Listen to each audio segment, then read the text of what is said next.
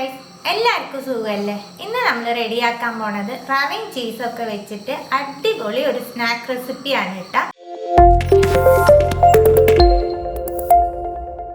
First നമുക്കൊരു filling റെഡിയാക്കി എടുക്കാം. 1 ടേബിൾ സ്പൂൺ ഓയിൽ ചേർക്കുന്നുണ്ട്. എണ്ണ ചൂടാവുമ്പോൾ 1/4 ടീസ്പൂൺ പെരിഞ്ജീരകം പൊട്ടിക്കഴിഞ്ഞാൽ 4 വെളുത്തുള്ളി നീളനെ മുറിച്ചത്. വെളുത്തുള്ളി ഒന്ന് സോഫ്റ്റ് ആവട്ടെ. 2 മീഡിയം സൈസിലുള്ള സവാള, 1 ക്യാരറ്റ്, 1 പച്ചമുളകിൽ പകുതി. കുറച്ച് സവാളയൊക്കെ ഒന്ന് സോഫ്റ്റ് ആയി കിട്ടണം. സവാള സോഫ്റ്റ് ആവുമ്പോൾ ഇതിൽ പൊടികൾ ആഡ് ചെയ്യാം. 1/4 ടീസ്പൂൺ മഞ്ഞൾപ്പൊടി, 1 ടീസ്പൂൺ കാശ്മീരി മുളക് പൊടി, 1 ടീസ്പൂൺ മീറ്റ് മസാല. ഇതിന് പകരം ഗരം മസാല ആയാലും കുഴപ്പമില്ല. പൊടികളുടെ പച്ചമണം പോയതും 1 ടീസ്പൂൺ കടലമാവ് ആഡ് ചെയ്യുന്നുണ്ട്. കടലമാവിന്റെ പച്ചമണം പോയത് ഇതിലേക്ക് 1 ടേബിൾ സ്പൂൺ വെള്ളം ചേർക്കുന്നുണ്ട്. ഒന്ന് മിക്സ് ചെയ്ത് കൊടുക്കുക. ഈ വെള്ളം ഒന്ന് വറ്റി കിട്ടട്ടെ. വെള്ളം നല്ലോണം വറ്റിയതിന് ശേഷം തക്കാളിയുടെ അരഭാഗം എടുത്തിട്ടുണ്ട്. പകുതി ക്യാപ്സിക്കം ഒക്കെ ചേർത്തിട്ട് നമുക്ക് ഒരുപാട് സമയം കുക്ക് ചെയ്യേണ്ട. ഒന്ന് മിക്സ് ചെയ്താൽ മാത്രം മതി. ക്യാപ്സിക്കം ഒക്കെ ഇട്ട് മിക്സ് ചെയ്തതിന് ശേഷം മിക്സിന് ആവശ്യമായിട്ടുള്ള ഉപ്പ് ചേർക്കുന്നുണ്ട്. 2 സ്ലൈസ് ചീസ് എടുത്തിട്ടുണ്ട്. അത് നമുക്ക് ചെറിയ ചെറിയ പീസ് ആക്കിയിട്ട് ഇതിലിട്ട് കൊടുക്കാം. ഇനി എല്ലാം ഒന്ന് നല്ലോണം മിക്സ് ചെയ്യുക. ചീസ് നല്ലോണം മെൽറ്റ് ആയിട്ടുണ്ടാവണം. ഇനി മല്ലിയില ഇട്ട് നമുക്ക് ഫ്ലെയിം ഓഫ് ആക്കിയിട്ട് മിക്സ് തണുക്കാനായിട്ട് വെക്കാം. പാനിലേക്ക് 2 ടീസ്പൂൺ നെയ്യ് ചേർക്കുന്നുണ്ട്.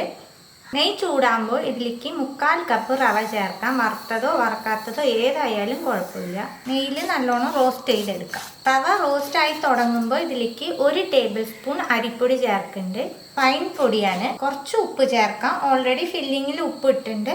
അത് തന്നെ ഈ മിക്സിൽ ഉപ്പ് ചേർക്കുമ്പോൾ ശ്രദ്ധിച്ചോളൂ. ഈ അരിപ്പൊടിയും കൂടി ഒന്ന് റോസ്റ്റാക്കി എടുക്കാം. അരിപ്പൊടി റവയും റോസ്റ്റായി. നമുക്ക് ഇനി ഇതിലേക്ക് തിളച്ച വെള്ളം ഒഴിച്ചു കൊടുക്കാം. 1/4 കപ്പ് റവയ്ക്ക് 1 കപ്പ് തിളച്ച വെള്ളമാണ് ചേർക്കുന്നത്. കട്ടകളില്ലാണ്ട് മിക്സ് ചെയ്ത് കൊടുക്കാം. റവ നല്ലോണം മിക്സ് ചെയ്ത് കൊടുത്ത് ഫ്ലെയിം ഓഫ് ആക്കിയിട്ട് ഈ മിക്സ് ഒന്ന് തണുക്കാനായിട്ട് വെക്കാം. റവ കൈ വെച്ച് കുഴയ്ക്കാൻ പാകത്തിന് ആറിയിട്ട് നമുക്ക് നല്ല സോഫ്റ്റ് ആയിട്ട് ഇത് കുഴച്ചെടുക്കാം. കുറേശ്ശെ ചൂടുള്ളപ്പോൾ കുഴച്ചാലേ നമുക്ക് ഇതുപോലെ കുഴച്ചെടുക്കാൻ പറ്റുള്ളൂ. ഇതൊന്ന് കുറച്ചെടുക്കാം. കയ്യിൽ തന്നെ വെച്ച് ഒന്ന് പരത്തി കൊടുക്കാം. മക്കൊക്കെ ഒന്ന് റെഡിയാക്കി കൊടുക്കണം കേട്ടോ. ഇതുപോലെ കയ്യിൽ പരത്തിയതിന് ശേഷം നമ്മൾ റെഡിയാക്കി വെച്ചേക്കണ ഫില്ലിങ് കുറച്ച് വെച്ച് കൊടുക്കാം. ഫില്ലിങ്ങിൻ്റെ മുകളിലേക്ക് കുറച്ച് മൊസറല്ല ചീസ് വെക്കുന്നുണ്ട്. ഏത് ചീസാണോ നിങ്ങളുടെ കയ്യിലുള്ള അത് യൂസ് ചെയ്തോളൂ. ചീസ് ഇല്ലെങ്കിൽ ഫില്ലിങ് മാത്രം വെച്ച് ചെയ്താലും മതി. നമുക്കിത് ക്ലോസ് ചെയ്ത് കൊടുക്കാം.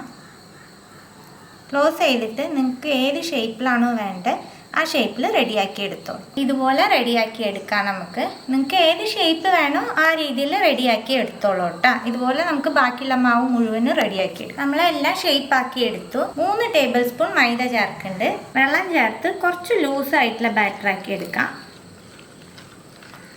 അത്ര ലൂസായിട്ടാണ് കേട്ടോ മിക്സ് ചെയ്തേക്കണേ. നമ്മൾ റെഡിയാക്കി വെച്ചേക്കണ ഓരോ ബോൾസ് എടുത്ത് മൈദയിൽ മുക്കാം. കുറച്ച് ബ്രെഡ് ക്രംസ് എടുത്തിട്ടുണ്ട്. നല്ലോണം സ്പ്രെഡ് ചെയ്ത് കൊടുക്കണേ.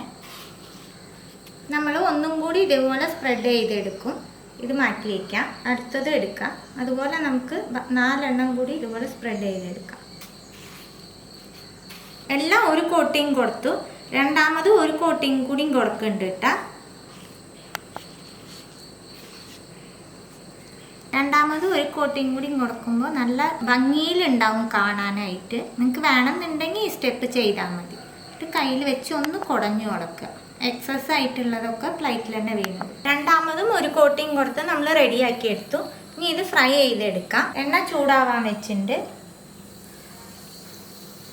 ഇനി നമുക്ക് 2 ഭാഗം നല്ല ബ്രൗൺ കളറാക്കി എടുക്കാം.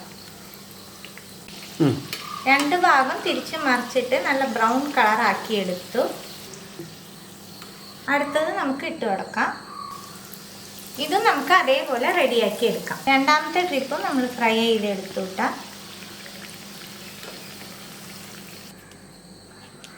എല്ലാം നമ്മൾ ഫ്രൈ ചെയ്തെടുത്തു. നല്ല ടേസ്റ്റ് ആയിട്ടുള്ള ഒരു റെസിപ്പി ആട്ടോ. എല്ലാവർക്കും ഒരുപാട് ഇഷ്ടമാവും. തീർച്ചയായിട്ടും എല്ലാവരും ഒന്ന് ട്രൈ ചെയ്ത് നോക്കണം. ട്രൈ ചെയ്ത് നിങ്ങളുടെ ഫീഡ്ബാക്കൊക്കെ അറിയിക്കും. പുതിയ റെസിപ്പി ആയിട്ട് അടുത്ത വീഡിയോയിൽ കാണാം. See you. ബൈ.